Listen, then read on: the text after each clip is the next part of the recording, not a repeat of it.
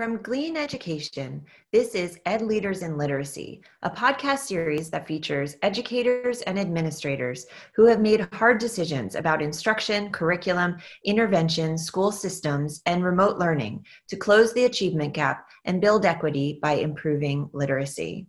I'm Jessica Hammond, founder of Glean Education, and today we're thrilled to be talking with Kevin Besnoy, the director of the University of Alabama's Access Virtual Learning Support Center, a 7th through 12th grade online program that serves 26,000 students and employs 1,200 teachers through the Alabama Department of Education.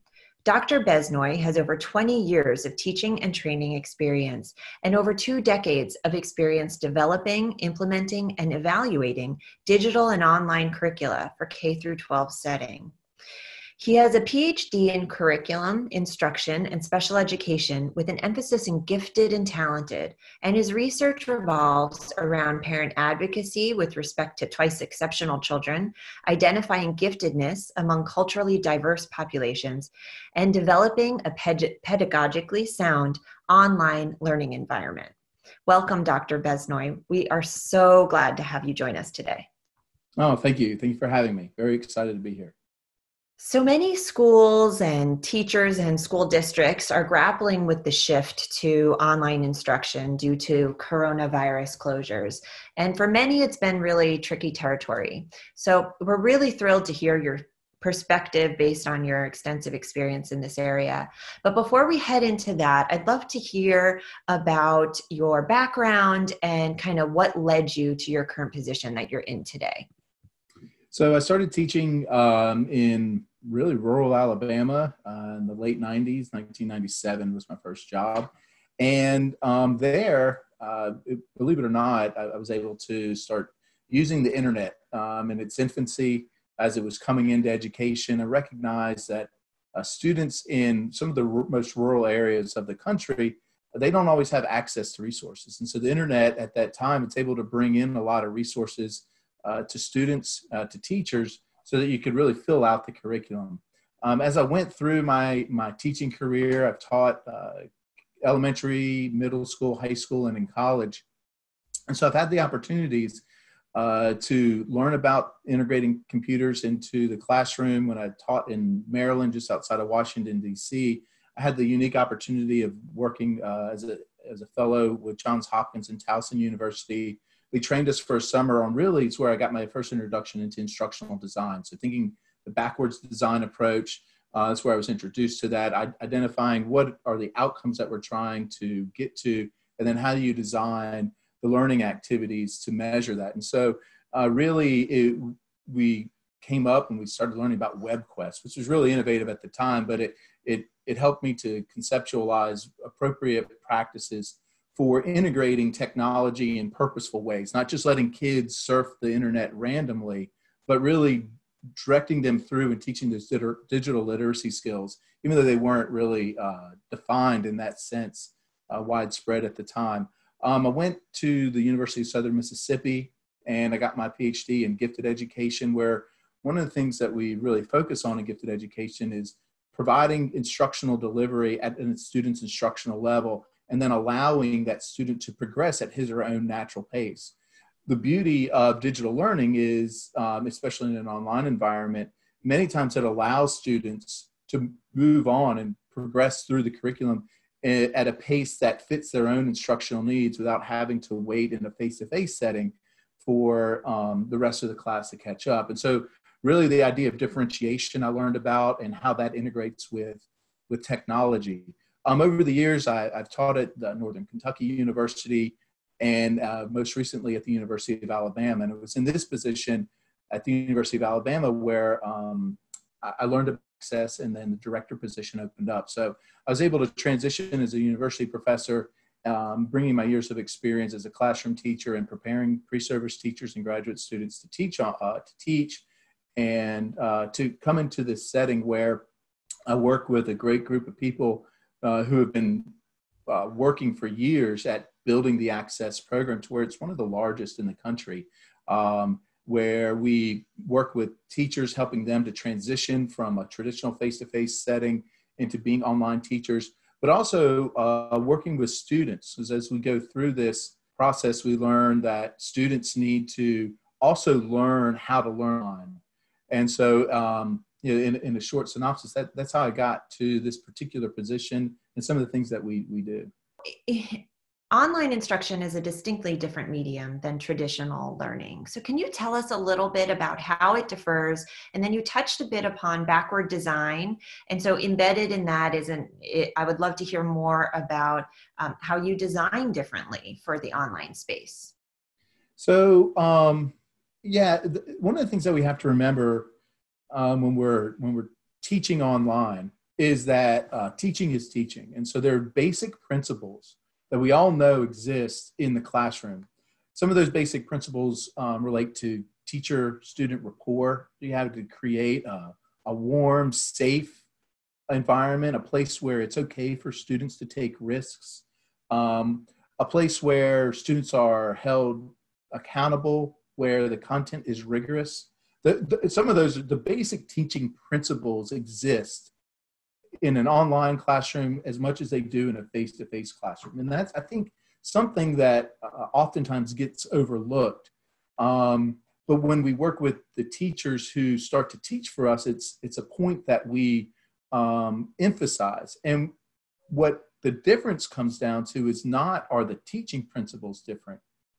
It's how do you establish rapport in an online classroom, or how do you create an environment where students feel safe to take a risk? And so what that comes down to is what we call two things. One, digital presence, and making sure that your students know that you are really there. And that, so using a lot of multimedia tools, whether that is simply creating a short video to introduce the week or to introduce a specific lesson. Sometimes it's using polls. So you can create an anonymous poll and send that out to your students, asking them maybe to predict what's going to happen in this week's lesson, and then taking that information and making some instructional decisions. That would be the same as a teacher asking students for an entrance ticket, where they maybe have done homework or they've previewed, and before they walk into the classroom, they have to give that teacher an admittance ticket or an entrance ticket where it would have a question on it, or something like an exit ticket where the teacher would ask students questions to leave an anonymous sort of exit ticket so that the teacher could get some formative assessments. So some of the tools that you would use, and that would be like an anonymous poll that you could ask the students those same kind of questions. What we try to get them to recognize from our sake is that our teachers might be teaching students who are in a variety of different schools simultaneously in one class. So another way to establish digital presence is for our teachers to know which schools are represented in their classroom.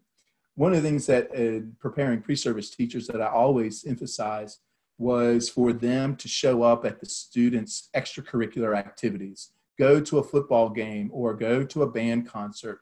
That helps you to establish that rapport with students. It allows students to know that you care. That's very difficult to do in an online environment. So what we ask our teachers to do is to research what's going on at the various high schools where their students are attending, and put in their news announcements or in a posting that you recognize that something exciting happened at a certain high school. So that, again, lets the students know that you're digitally there, that you're present. That kind of, how do you simulate the notion that you are recognizing those nonverbal cues that students might give to let you know that you are part of their lives in an appropriate way. So that's digital presence. The next is digital instruction. And so what are the basics of teaching that we know when it comes to instruction? So there's obviously delivering quality content, but assessment is really key. How we talk to our teachers and we provide professional development on the types of tools that they can use to maintain that high level of feedback. And so it's timely feedback. So digital instruction, you have to respond to emails. A lot of communication happens through emails. So we have a very tight expectation of the amount of time that is reasonable to pass before you respond to an email. And that's a minimum, that's a maximum of 24 hours. Okay. And we say that would be akin to a kid walking up to your desk, asking you a question, and that you just stare at them and not respond. It would be very awkward. It's kind of the same thing. So it's timely responses to email, timely responses to feedback when an assignment is submitted, but then it's also the type of feedback. One of the nice things about most learning management systems is that you can annotate directly on the assignment that's submitted. So we encourage our teachers to do that. So top level feedback, but that's non-multimedia based. What we also encourage our teachers to do is to create some multimedia assets where they might talk about the good work that a student has completed or that a class has completed. A lot of times, if teachers think about this, they think when a teacher hands back a test to the students, the teacher will describe all the good things that the class got right on the test, but they'll also talk about some things that as a whole the class missed, and that's at a very generic, high level. So we would expect the teachers to do the same thing, but just in a short video that they might produce. So those are just some of the examples of how the principles of teaching are universal. That hasn't changed, and I don't know that it really will change. It's as you mentioned, the medium with which we're delivering those quality teaching principles, those best practices. How do they deliver? And those are really what when we work with teachers, what we try to instill some of the skill sets that we want them to have, some of those different tools and to be able to still connect with their students. You mentioned learning management systems, and that's something that in this kind of very quick rush to remote learning, some schools and districts have not had an opportunity to engage or better understand. Maybe they already had one and maybe they didn't. Many are using Google Classroom as a system for holding teacher classrooms, if you will, remotely. Can you talk a little bit about how important a learning management system is to the online learning space, and what schools who are maybe shopping for one or thinking about what their online presence looks like should look for in a learning management system? Yeah, that's a really important consideration for schools, and it's really a paradigm shift that we have to make when we're talking about learning management systems, because we think back to why the learning management system was originally created. It was to facilitate the exchange of papers, more or less, that teachers and students had. I mean, originally the students would, instead of turning in a paper or an assignment physically, they would submit it through this learning management system. It allowed teachers to track attendance, to track grades. So it was a way for all of this to come together. What we're really thinking about now, though, is the idea of a learning management system in that sense has gone away. It's a classroom. And we have to change the idea that it's not really a learning management system, that this is what a classroom looks like. And so when thinking about what are the sort of the bells and whistles on a learning management system that a school would want to adopt, it's really important that you think about it in that light, that this is actually a classroom that you're creating. And when you talk about their online presence, you want to think about, well, what should somebody see when they walk into that classroom? So there needs to be a way for teachers to easily provide feedback to students, to easily show that they're present. Some of the learning management systems have built-in the ability to produce a quick video. So instead of just typing out a digital message, a text message, you could record yourself, and that would easily be posted to an announcement page. So that's something that I think is the ability for that learning management system to incorporate multimedia tools into it seamlessly. That would be something that evaluators would want to take into consideration. Another thing is the ease with which teachers can provide feedback.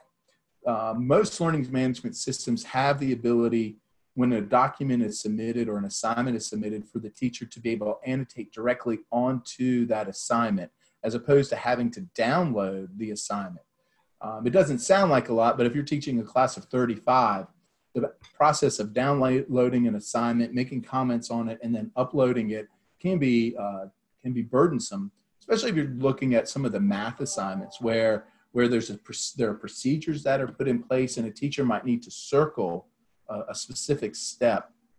So the ability to annotate directly on assignments is something that you really needs to be looked at.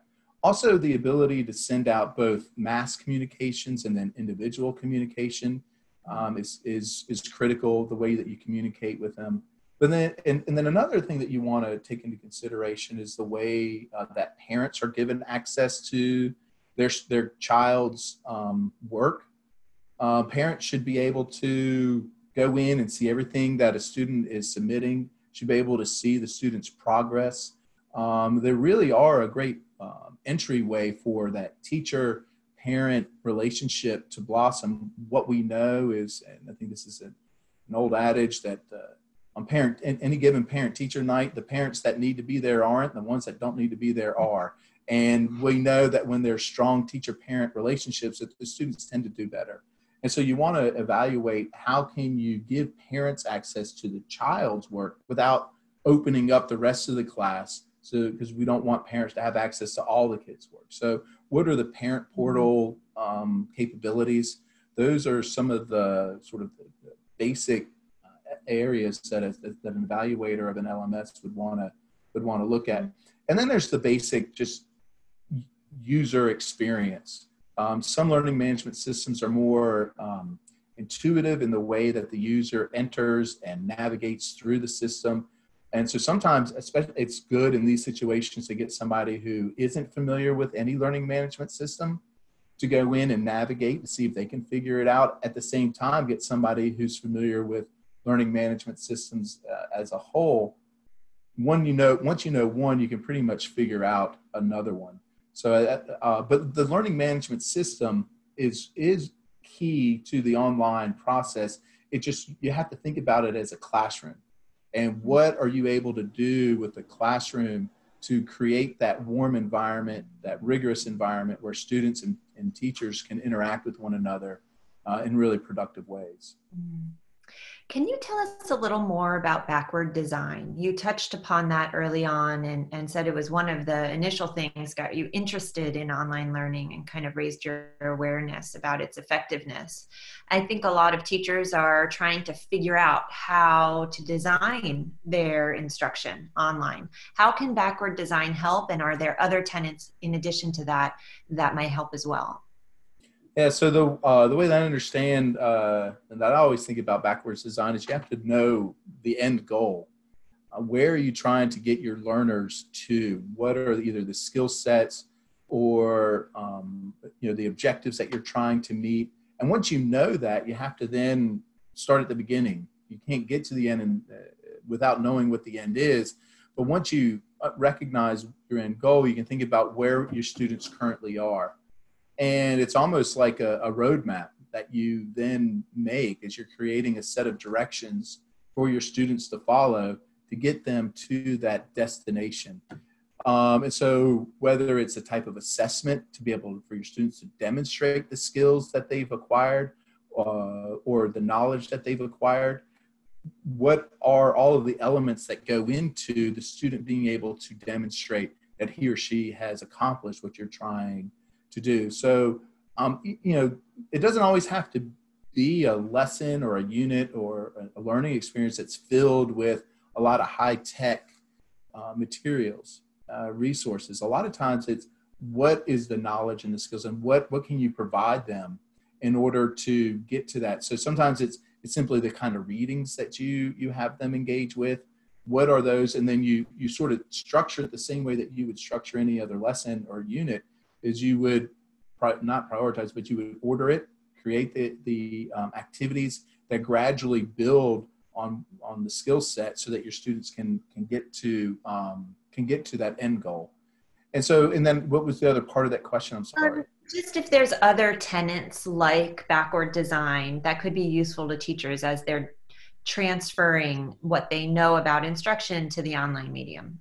I think a lot of the other tenets to think about is, for many students, this is the first time that they are learning in mass, completely online. And so anytime that a student is learning something, the first thing you have to, before you can fully assess their knowledge or the skills that they've acquired, you have to first make sure that they know how to learn in that specific learning environment.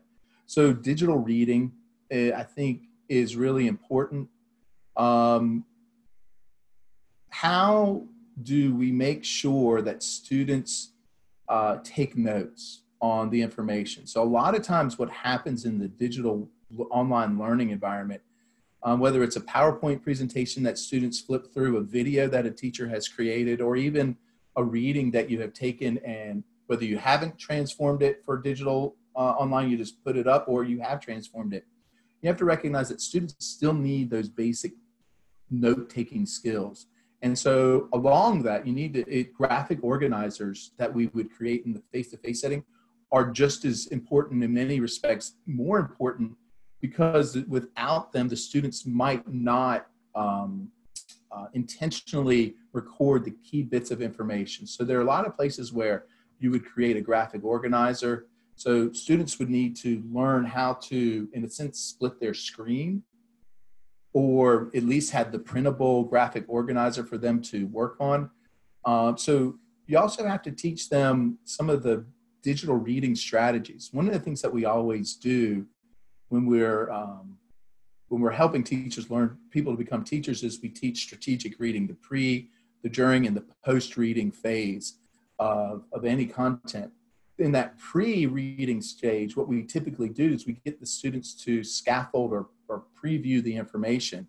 And some of that includes going through and looking at the captions, the bold-faced words that are in the readings. The same thing is true in digital sense.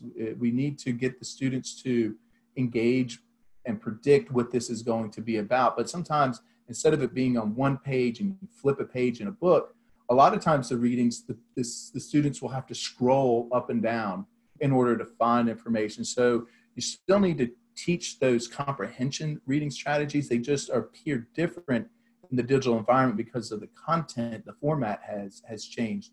But what I see is the purposeful expectations that students still take notes. Where I see students successful when I go around the state to see the students who are working in our classes. One of the best examples is when I talk to students who are taking a foreign language class. And the ones who are successful, they have a foreign language notebook with all the vocabulary, all of the different ways to conjugate verbs, to work with the grammar, just like if they were taking a foreign language class in a face-to-face setting. Those who struggle are those without the notebooks, those without the sort of the physical documentation of notes that they've taken to help them retain the information. So I think it's getting students to transition to make sure they recognize that they still have to take notes. Those are some of the other tenets. And as you're designing your instruction, you want to make sure that you build in the resources, but also the sort of the instruction on how to do that. You almost have to teach. There are two different things that a teacher is teaching. Especially for those who are novices, and speaking of students, those who are novices at online learning, you have to teach them how to learn online before you can actually get them to learn the content. And so some of those basic resources that you provide, but then the expectations and the instruction on how to do that are equally important. As sort of, and so if you think back to sort of the backwards design approach, then you're trying to get them to get to a certain point so you can assess them on their knowledge. But if they don't even know how to acquire that knowledge, and you haven't given them the strategies and the skill sets to even acquire that knowledge, they're never going to get to that end point. And so you have to, at the beginning, after you recognize where you're going, one of the things that you have to do is just a lot of times up front, when the class begins, is you have to take a survey of your students to find out what is their experience with online learning, knowing that both their comfort, the number of times that they've taken online classes, that'll give the teacher sort of the baseline understanding of how much of that, how do I learn in a digital setting, how much of that instruction they need to provide their students. So they kind of go hand in hand in creating that rich classroom that you're looking for. Yeah, that's really interesting and brings me to a question about something you mentioned earlier, which is differentiating instruction in the online learning environment. I think a lot of teachers right now are just trying to get their lessons out there. But I know that very soon they're going to start thinking about how can I differentiate these lessons and how does it change when I'm doing that online versus when I'm in a face-to-face setting. Can you speak to that a little bit? Yeah, different. And one of the things that I would encourage people to do is if you're going to need to learn more about differentiation, the person to go to and to read it would be Carol Tomlinson. And I think she's out of the University of Virginia, Carol Tomlinson. She's really somebody who is the pioneer of taking the idea of differentiation and promoting it and providing a lot of easy to use concepts. So product and process. What is the product that they're going to do? What is the process that they're going through? And then pace. And what is the pace in which they're going? And those are the different ways that you can differentiate. One of the things that I see in terms of pace that's difficult for teachers is when some of your students are ready to move forward and some of your students are keeping up with the pace that you've set, and then there are those who are lagging behind. And it can be difficult to manage that, but you don't want to hold anybody back. You want to let them go. You just have to be able to provide the kind of feedback that you need and the kind of instruction that holds everybody in place. It can be difficult in terms of the pace with which people work to differentiate if you're creating kind of group projects. So you have to be thoughtful of that. In terms of product, it's easy to differentiate in the online environment because that's really where you need to look at what a student's technology skill set is. And so those students who are either have greater access to resources or their skill sets are much more advanced than some of their class peers to use technology to demonstrate their learning, you're still measuring the outcomes. It's just allow a student to use certain products to demonstrate that they've met that. So one student might only be able to create a very simple Google slide to show that they've met, whereas another student might be able to do a podcast such as this. That's all okay. It's all okay. You just have to, again, go back. Again, I would encourage you to share, and I'll share some information for you about Carol Thomas and some good places to go. Great. It's all okay. There's a lot of good ideas on that. So there's a product, process, and a pace. And so the process with which the students learn, again, you have to take a look at what are their digital skill sets, their familiarity with learning online.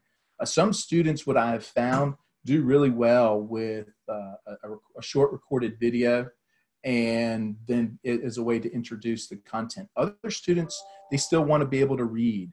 They might need to communicate with the teacher more frequently than other students. And so as the teacher becomes more experienced in teaching online, he or she needs to develop more and more technology skills, and it's less about the technology skill for technology skill's sake. It's learning there's different ways to communicate and establish that rapport with your students and knowing where your students are. So, but differentiation really is much easier, I think, to make happen in an online setting if you understand the basic principles of differentiation. And I think that's really important to go back to what are those principles. And it's allowing the student to meet the instructional expectations at the place and at that instructional level where that student is, and for the teacher to be comfortable with the fact that everybody's going to be at a different level, at a different pace. That's the hard part. Sometimes in an asynchronous setting, though, I think it's a little easier because in a sense, you're just dealing with the content. If you imagine a classroom of 30, and you're trying to differentiate for 30 synchronously on the spot in the moment, that's very difficult. Well, But in a as lot you, of ways, I find that backward design enables that differentiation to occur too, because if you know where you want them all to get to and you provide them with different opportunities to get there, it's pretty amazing the paths that you enable them to take to get to that same space. So that is kind of them all coming together. yeah, there are a lot of menus that they talk about, ways to work through and allowing, there's a lot of student choice that's involved with appropriate Oh, important. differentiation where you set certain value points to the type of products and tie it in with Bloom's taxonomy. And so if you can cross those ideas together, there's a lot of powerful ways to differentiate in an online classroom. Excellent. I wonder if you can help us a little bit in better understanding the time frame expectations for students online. Is it appropriate for students to be learning or expect them to be learning from 8 to 3 as in traditional school? Or does research tell us that there's more appropriate kind of shorter time frames, or that online learning happens best in bursts? What can you tell us about that in your So, experience? yeah, there really isn't any definitive research on sort of time on task and duration and intensity. A lot of this is going to force our field and our profession to rethink what it means to say that idea of mastery learning and working until you meet those objectives, the stated objectives.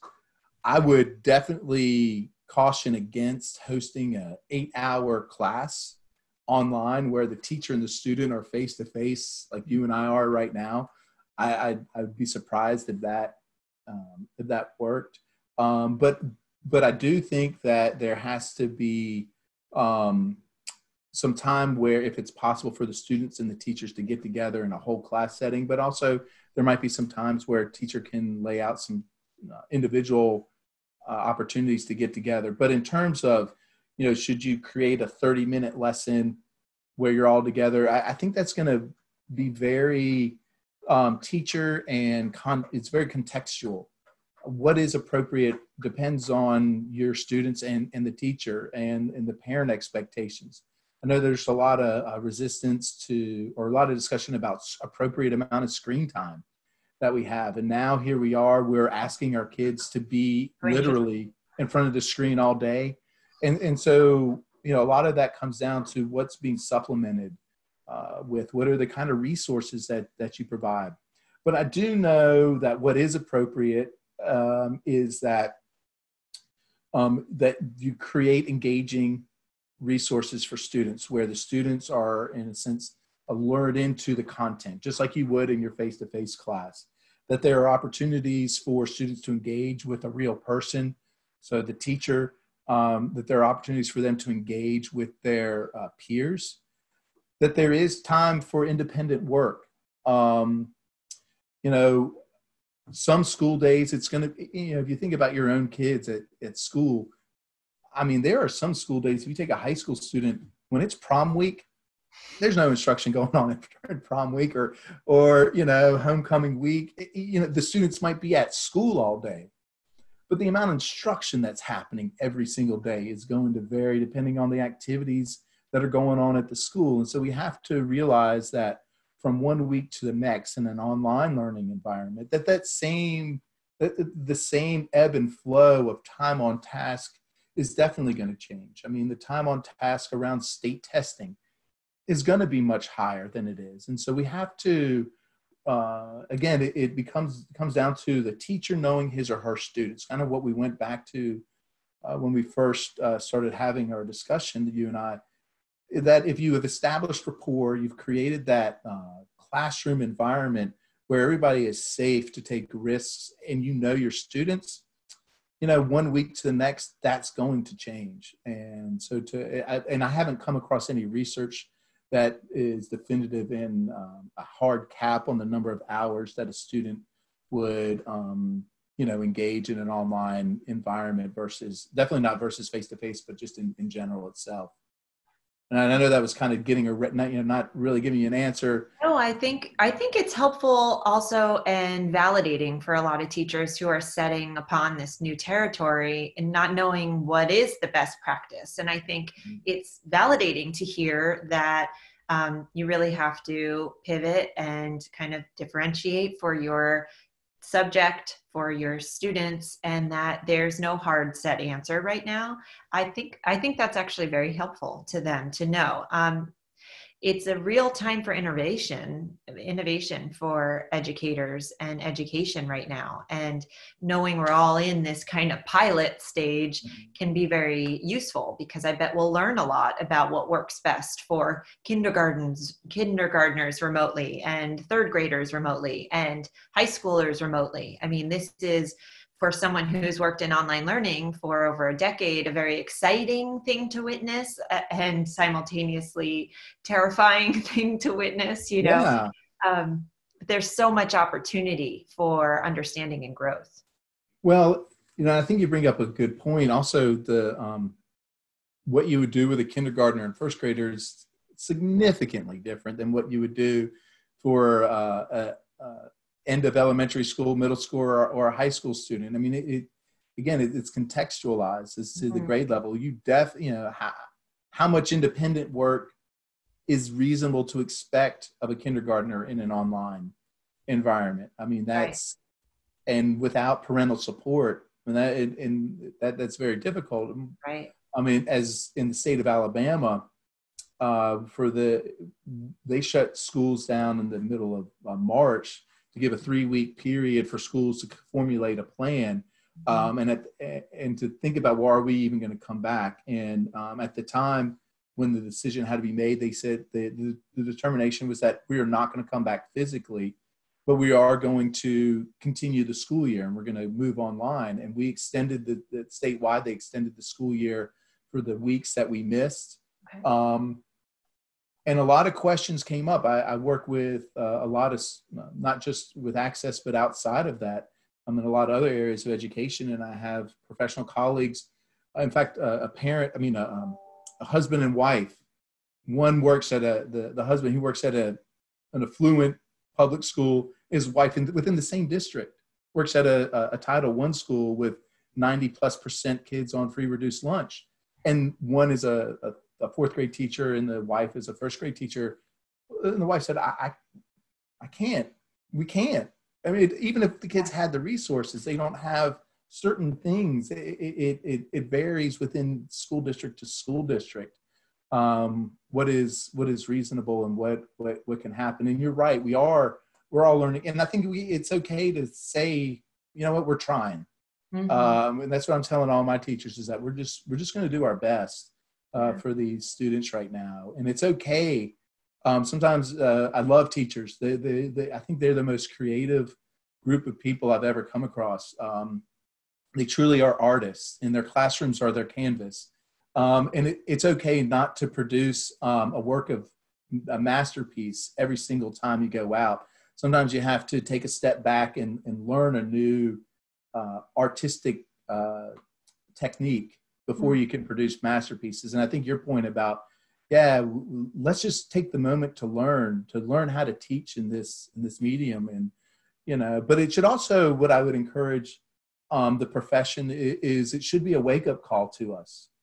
Not that it was bad that there was a struggle for a lot of teachers to transition this way. That's okay. It is, but it should be a wake-up call to let us know that it's time for us to make sure that we're providing the appropriate types of professional development for teachers who are in the field. But it's also a wake-up call for our institutions of higher learning across the country, to make sure that we are sending teachers out into the workforce who are capable of creating online classrooms.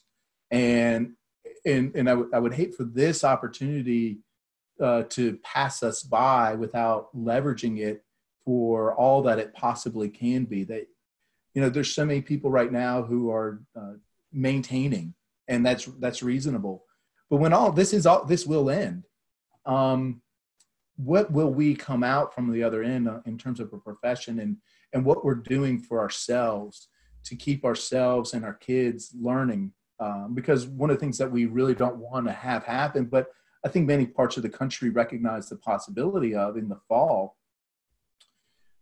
is there will be spikes, and there will probably be schools that have to close down for a short period of time, for micro periods. But the learning needs to continue.